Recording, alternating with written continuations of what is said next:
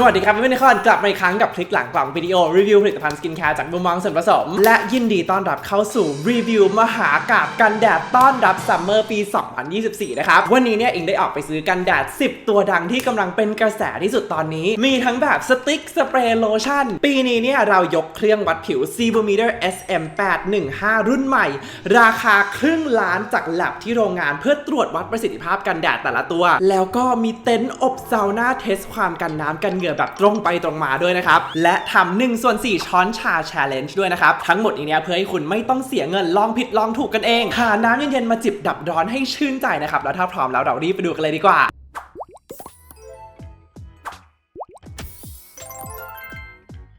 มาเริ่มกันที่ตัวแรกเลยนะครับตัว Alley Chrono Beauty Gel UV X SPF 50+ PA บวก 4 ราคา 780 บาทสำหรับ 90 ml กันแดดเป็นมิตรต่อปะการังปราศจากสารอันตรายต่อปะการังนะครับ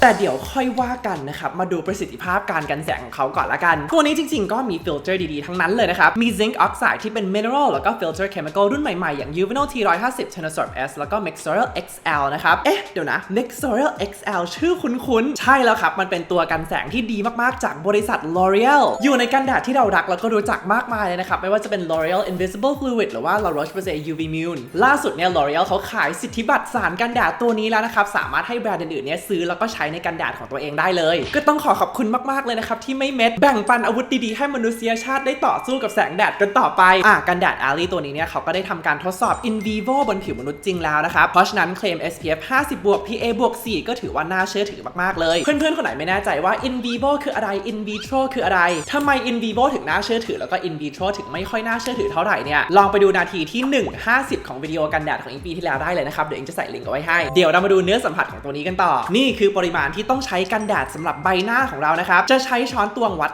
1/4 ช้อนชาหรือว่าเครื่องวัดน้ำหนักวัดให้ได้ 1.2 กรัมหรือถ้ากะเอาเนี่ยก็ประมาณเหรียญ10ก็ได้เช่นกันอย่างที่เห็นเลยนะครับเนื้อ Alley ตัวนี้เนี่ยมันจะเป็นโลชั่นที่แตกตัวแล้วก็เกลี่ยได้ง่ายมากๆเขามีส่วนผสมของ Dicaprylyl Carbonate นะครับที่ทำให้เนื้อเนี่ยมีความ velvet ลื่นๆแต่อย่างที่เห็นว่ามีความขาววอกอยู่ประมาณนึงเลยน่าจะเป็นเพราะว่าใส่ฟิลเตอร์กันแสงตัว Zinc Oxide มาค่อนข้างเยอะเลยนะครับวันนี้เราจะมาใช้เครื่องนี้วัดความมันของผิวก่อนทาหลังทา5 นาทีแล้วก็หลังทา20 นาทีกันนะครับละครับก่อนทาเนี่ยเราจะมาวัดเบสไลน์ความมันของผิวของน้องอาสาสมัครกันก่อนนะครับอยู่ที่131นะครับถือว่าเป็นค่าผิวปกติหลังทา5 นาทีเนี่ยเห็นได้เลยว่าผิวมันขึ้นมาอยู่ที่ระดับ176นะครับและหลังทา20 นาทีเนี่ยความมันลดลงมาเป็น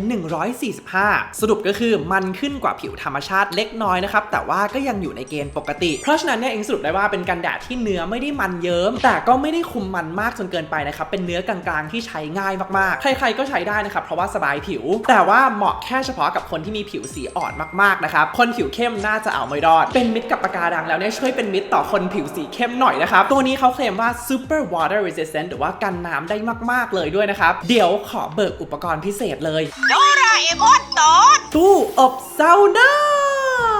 วันนี้ช่องพลิกหลังกล่องโปรดักชั่น100 ล้านสุดๆนะครับบอกเลยเดี๋ยวเราจะส่งน้องในทีมคนเดิมเนี่ยพลีชีพนั่งในตู้อบ10 นาทีนะครับแล้วมาดูกันว่ากันแดดตัวนี้เนี่ยกันน้ำกันเหงื่อได้ขนาดไหนเรียบร้อยนะครับมีความไหลเล็กน้อยแต่ว่าก็ยังถือว่าดีมากนะน้องบอกว่าไม่แสบตาด้วยนะครับเพราะฉะนั้นในด้านการกันน้ำเนี่ยขอให้ผ่านตรงเคลมนะครับมีส่วนผสมอื่นๆที่น่าสนใจไหมนะครับจริงๆสูตรเนี่ยค่อนข้างเรียบง่ายมากๆมีกลีเซอรินกับโซเดียมไฮยาลูรอนิกช่วยเพิ่มความชุ่มชื้นแต่นอกเหนือจากนั้นเนี่ยก็ไม่ได้มีอะไรที่คิดว่าน่าสนใจนะครับซึ่งจริงๆมันก็โอเคนะครับเพราะอย่างที่บอกอยู่เสมอเลยเนี่ยกันแดดควรจะทำหน้าที่กันแดดได้ดีแค่นั้นจบแล้วตัวนี้ก็ไม่มีน้ำหอมด้วยนะครับเลิศมากๆขอให้ B บวกสำหรับส่วนผสมอื่นๆละกันนะครับความคุ้มค่าโดยรวมเนี่ยตัวนี้ขายอยู่ที่780 บาทสำหรับ90 ml เลยอิงว่าก็คุ้มมากๆเลยนะครับสำหรับเทคโนโลยีฟิลเตอร์กันแดดต่างๆแล้วก็ส่วนผสมที่ได้มาขอให้ A ลบละกันแต่ก่อนที่เราจะจบรีวิวตัวนี้เนี่ย let's talk about the elephant in the room จะไม่พูดถึงเรื่องนี้ก็ไม่ได้นะครับเคลมกันแดดเป็นมิตรต่อปะการังปราศจากสารที่เป็นอันตรายต่อปะการังนะครับ beach friendly think sustainability be beautiful อ่านแล้วชื่นใจจังเลยจริงเหรอแล้วทำไมสารกันแดดหลักที่ใช้ถึงเป็นซิงค์ออกไซด์ขนาดนาโนมีวิจัยใหม่จากปีที่แล้วที่บอกว่าซิงค์ออกไซด์เป็นพิษต่อปะการังอย่างมากมีวิจัยอันนี้แล้วก็อันนี้ที่ชี้ว่าซิงค์ออกไซด์ขนาดโมเลกุลนาโนเนี่ยแบบในตัวนี้เป๊ะเลยนะครับเป็นพิษต่อทั้งปลากุ้งปูและแพลงก์ตอนสเปคชีตเคมีซิงค์ออกไซด์ขนาดนาโนจากบริษัทผู้ผลิตทุกที่ระบุชัดเจนว่าซิงค์ออกไซด์เป็นพิษต่อสัตว์ทะเลอย่างมากไม่เชื่อเนี่ยให้ดูรูปปลานอนตายได้เลยนะครับมันยังไงนะคุณนะจะบอกว่าทุกวันนี้เนี่ยงานวิจัยยังสรุปไม่ได้แน่ชัดเลยด้วยซ้ำว่าฟิลเตอร์กันแดดเนี่ยทำลายปะการังในโลกแห่งความเป็นจริงหรือว่าโลกธรรมชาติหรือเปล่าเพราะว่าวิจัยทุกอันเกี่ยวกับหัวข้อนี้เนี่ยรวมถึงอันที่ได้พูดถึงไปเมื่อกี้เขาใช้วิธีเทสารกันแดดในปริมาณเยอะลงไปในแท้งปะการังไม่ใช่ปริมาณที่เราพบในโลกแห่งความเป็นจริงอยู่แล้วนะครับอิงถึงพูดแล้วพูดอีกอยู่ทุกปีนะครับว่าถึงคนทั้งโลกจะหยุดใช้กันแดดวันนี้พรุ่งนี้ปะการังก็ไม่หยุดตายเพราะสาเหตุที่ฆ่าปะการังเนี่ยมันคือโลกร้อนนะครับไม่ใช่กันแดดที่พวกเราใช้แต่ความจริงเหล่านี้ก็ไม่พอที่จะหยุดแบรนด์ต่างๆให้ทำการตลาดฟอกเขียวขายความอุ่นใจแบบปลอมๆให้กับทุกคนหรอกนะครับในยุคที่กันแดดดีๆก็มีเยอะแยะมากมายจะตายไปเราต้องถามคำถามที่ยากกว่านั้นแล้วหรือเปล่าว่าเราเนี่ยต้องการจะซัพพอร์ตแบรนด์ที่มีค่านิยมแบบไหนต่อไปมาดูอีกแบรนด์หนึ่งนะครับที่หลายๆคนอยากให้พูดถึงเยอะมากๆเลยนั่นก็คือ Skintific เขามีกันแดดแบบสเปรย์แล้วก็แบบโลชั่นด้วยนะครับเดี๋ยวเรามาเริ่มจากตัวสเปรย์ก่อนละกัน Skintific Real Protection All Day Light Sunscreen Mist SPF 50 PA+4 นะครับราคา220 บาทสำหรับ50 ml เป็นแบรนด์ผลิตในจีนนำเข้าจากอินโดแต่ออฟฟิศหลักอยู่นอร์เวย์แล้วก็คนคิดสูตรอยู่แคนาดาเป็นพนักงานแบรนด์นี้ต้องคล่องกี่ภาษาคุณนะค่าโทรทางไกลเดือนละเท่าไหร่มีซูมแล้วนะครับ ตัวนี้ราคาน่ารักมากเลยเอาตรงๆแต่ว่าประสิทธิภาพจะดีหรือเปล่ามาดูกันเป็นกันแดดเคมีคอลล้วนที่ใช้ฟิลเตอร์รุ่นเก่าอย่าง Homosalate Octinoxate แล้วก็ Octasalate นะครับแล้วก็มีฟิลเตอร์เคมีคอลรุ่นใหม่อย่าง Uvinol A+ Tenasorb S แล้วก็ Uvinol T150 ด้วยนะครับในด้านการทดสอบ SPF กับ PA เนี่ยเราติดต่อไปหาทางแบรนด์เพื่อสอบถามเรียบร้อยนะครับแต่ไม่ได้ข้อมูลกลับมาเลยว่าทดสอบแบบไหนกันแน่เอาตรงๆเลยนะอิงเป็นคนที่ไม่ชอบกันแดดแบบสเปรย์อยู่แล้วนะครับเพราะจากมุมมองส่วนผสมหรือว่ามุมมองคนคิดสูตรเนี่ยบอกเลยว่าในสูตรสเปรย์เนี่ยมี propellant เยอะมากเป็นสารที่ทำให้เนื้อกันแดดมันพ่นออกมาเป็นสเปรย์ได้นะครับซึ่งปริมาณสารพวกนี้เนี่ยอาจมากถึง 30-70% ของสกินแคร์ทั้งหมดในขวดนี้แปลว่าขวดเนี้ย50 ml ใช่ไหมเนื้อกันแดดจริงๆเนี่ยอาจจะเหลือแค่15-35 ml เท่านั้นและที่น่าตกใจไปกว่านั้นเนี่ยก็คืองานวิจัยชี้ว่าเวลาที่เราฉีดบนผิวเนี่ยประมาณ 20-60% ของเนื้อกันแดดไม่ได้โดนผิวเราเลยแต่ว่ามันหายไปกับอากาศนะครับแปลว่าคุณอาจจะเหลือกันแดดให้ใช้จริงๆแค่6-28 ml เท่านั้นอิงก็เชื่อเลยว่าไม่มีใครสเปรย์ถึง1/4 ช้อนชาสำหรับหน้าแน่นอนเพราะอย่างที่เห็นเลยนะครับมันต้องกดค้างนานมากๆกว่าจะถึง1/4 ช้อนชานี่อิงกดครั้งเดียวเนี่ยจะหมดขวดแล้วทุกคนนอกจากนี้เนี่ยส่วนตัวอิงคิดว่าเนื้อสัมผัสมันก็ลื่นๆมันๆถ้าต้องรีแอพพลายกันแดดแบบนี้เนี่ยอิงขอล้างหน้าแล้วก็ลงกันแดดโลชั่นใหม่เลยดีกว่านะครับพอมาดูตัวเลขจากเครื่อง Sebometer เนี่ยเห็นได้ชัดเลยนะครับว่าก่อนทำเนี่ยค่าผิวปกติกลายเป็นค่าผิวมันหลังจาก20 นาทีเนี่ยผิวก็มันน้อยลงนิดนึงแต่ว่าก็ยังมีความมันอยู่นะครับจริงๆในตัวนี้มีส่วนผสมที่น่าสนใจอยู่เยอะมากมีเซรามายด์คอมเพล็กซ์ช่วยเสริมเกราะป้องกันผิวแต่ในกรณีนี้เนี่ยอาจจะเสริมเกราะป้องกันโอโซนแทนนะครับเพราะอาจจะปลิวไปกับอากาศจนหมดแล้วมีสารสกัดจากใบบัวบกแคโมไมล์ตัวบิสโบโลนะครับอะโลเวราตัวพวกนี้ก็จะสามารถช่วยปลอบประโลมผิวได้ดีหรือกรณีนี้อาจจะเป็นปลอบประโลมจิตใจมากกว่านะครับใดๆก็คือถ้าใช้แล้วโดนผิวจริงๆนะส่วนผสมอื่นๆอิงขอให้ A ไปเลยแต่ความคุ้มค่าโดยรวมของตัวนี้เนี่ยขอให้ D ลบนะครับแต่ว่ามาดูกันนะครับว่ากันแดดเนื้อโลชั่นของแบรนด์นี้เนี่ยจะสามารถกู้หน้ากู้สถานการณ์ได้หรือเปล่าตัว Skintific 5X Ceramide Serum Sunscreen SPF 50 PA+PA+4 ราคา450 บาทสำหรับ30 ml เป็นกันแดดไฮบริดที่มีฟิลเตอร์รุ่นเก่าตัว Octinoxate แล้วก็รุ่นใหม่อย่าง Tenasorb S Tenasorb M แล้วก็ Uvinol T150 นะครับโดยรวมมีคิดว่าใช้ได้เลยแต่ว่าในด้านการทดสอบเนี่ยทางแบรนด์ก็ไม่ได้ตอบกลับมาเช่นกันในส่วนของเนื้อสัมผัสนะครับตอนเกลี่ยเนี่ยมีความขาวอยู่นิดนึงจากฟิลเตอร์ตัว Tenasorb M แต่ว่าพอเกลี่ยไปเรื่อยๆเนี่ยก็ซึมเข้าผิวได้ดีมากๆมีพวกซิลิโคนอย่าง dimethicone แล้วก็ caprylyl methicone นะครับที่ช่วยให้เนื้อเนี่ยลื่นๆสบายผิวแล้วก็เซ็ตตัวได้ดีงามมากๆแต่ว่าเดี๋ยวเรามาดูเครื่อง Sebometer กันต่อดีกว่าก่อนทำเนี่ยอาสาสมัครคนนี้วัดค่าผิวได้93เป็นค่าผิวที่ออกไปทางแห้งเลยนะครับหลังจากทา5นาทีเนี่ยขึ้นมาเป็น95ก็ยังถือว่าแห้งอยู่เล็กน้อยนะครับแต่หลังจากทา20นาทีเนี่ยค่อนข้างน่าตกใจเลยนะครับความมันเนี่ยพุ่งขึ้นเป็น159เลยจากคนผิวแห้งเนี่ยกลายเป็นคนผิวออกทางมันทันทีเลยเพราะฉะนั้นตัวนี้เนี่ยอิงสรุปได้ว่าคนผิวแห้งน่าจะชอบแต่คนที่มีผิวมันอยู่แล้วนะครับอาจจะคิดว่ามันค่อนข้างมันหรือว่าเยิ้มจนเกินไปส่วนผสมอื่นๆมีอะไรบ้างนะครับอย่างแรกเลยก็คือตัว Ceramide Complex เหมือนกับในตัวสเปรย์เลยแล้วก็สารสกัดจาก ใบบัวบก Allantoin กับ Bisabolo นะครับช่วยปลอบประโลมผิวเหมือนกันถึงจะเบสิกแต่ว่าก็เป็นตัวที่อิงส่วนตัวเนี่ยชอบทั้งนั้นเลยเป็นกันแดดที่น่าจะเหมาะกับคนผิวแพ้ง่ายผิวระคายเคืองง่ายนะครับเพราะฉะนั้นเนี่ยขอให้ A สำหรับส่วนผสมอื่นๆละกันสำหรับความคุ้มค่าโดยรวมเนี่ยอิงว่าทั้งเนื้อแล้วก็ส่วนผสมก็ทำออกมาได้ดีเลยขอให้ A ลบครับต่อไปมาดู Canmake Mermaid Skin Gel UV Pure Purple SPF 50+ PA บวก 4 ราคา300 บาทสำหรับ40 กรัมกันบ้างเป็นกันแดด Spin Off รุ่นใหม่ของ Canmake กันแดดในตำนานของชาวช่องพลิกหลังกล่องทุกคนนะครับตัวนี้เนี่ยเขาทำมาเป็นเนื้อสีม่วงเหตุผลก็คือเพื่อพยายาม color correct สีเหลืองของผิวทำให้ผิวเนี่ยดูกระจ่างใสขึ้นในทางทฤษฎีนะครับแต่ในทางปฏิบัติจะเป็นยังไงเดี๋ยวมาดูกันนะครับตัวนี้เป็นกันแดด Hybrid นะครับมีฟิลเตอร์ Octinoxate รุ่นเก่า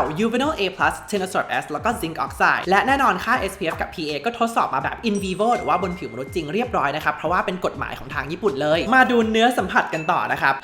ค่อนข้างม่วงมากกว่าที่คิดอีกนะครับเอาแล้วปีที่แล้วกันแดด Canmake สีเขียวพาน้องเนี่ยคอสเพลย์เป็น The Hulk แต่ปีนี้สีม่วงให้เราคอสเพลย์เป็น Thanos แทนนะครับปีหน้าใครอาจจะไปดูอาจจะเป็นสีแดง Iron Man หรือเปล่าผ่านไป5 นาทีนะครับน้องบอกว่าซึมแล้วหมายถึงคนน่ะซึมแล้วนะครับแต่เดี๋ยวเรามาใช้เครื่อง Sebarometer วัดกันต่อเลยละกันก่อนทาเนี่ยค่าผิวของน้องอยู่ที่80นะครับออกไปทางแห้งหลังทา5 นาทีเนี่ยเพิ่มขึ้นมาเล็กน้อยเท่านั้นนะครับเป็น85และหลังทา20 นาทีเนี่ยอยู่เท่าเดิมเลยที่85ครับเอาตรงๆนี่คือจุดแข็งของกันแดด Canmake เสมอมาเป็นเนื้อที่ใช้ง่ายมากๆนะครับผิวแห้งก็ใช้ได้ผิวมันก็ใช้ดีแต่ใดๆคือตัวเนี้ยติดอยู่อย่างเดียวเลยคือเรื่องสีอิงยังไม่แน่ใจเลยว่าใครใช้สิ่งนี้ถึงจะรอดตอนพัฒนาสูตรเนี่ยเขาทดสอบโดยใช้ปริมาณนี้บนผู้เข้าร่วมหรือเปล่าอยากรู้ในด้านส่วนผสมอื่นๆเนี่ยค่อนข้างเรียบง่ายนะครับเขาชูตัวไนซินามายด์เป็นหลักเลยแต่ว่าเขาก็ใส่มาเปอร์เซ็นต์ค่อนข้างน้อยมากๆน่าจะ 1% หรือว่าอาจจะน้อยกว่านั้นอีกนะครับมีกลุ่มสารสกัดจากธรรมชาติหลายตัวที่สามารถช่วยเป็นสารต้านอนุมูลอิสระได้พูดง่ายๆว่าลดแรงกระแทกที่มาจากแสง UV เพิ่มเติมนะครับขอให้ B ลบละกันถึงเนื้อจะดีส่วนผสมจะคุ้มค่าแต่ไม่น่าจะใช้ได้ถึงปริมาณที่ถูกต้องจริงๆบางทีทฤษฎีเนี่ยก็เก็บไว้ให้เป็นเรื่องของหนังสือก็ได้นะครับไม่ได้ต้องประยุกต์ใช้แบบจริงๆขอให้ดีนะครับตัวต่อไป KA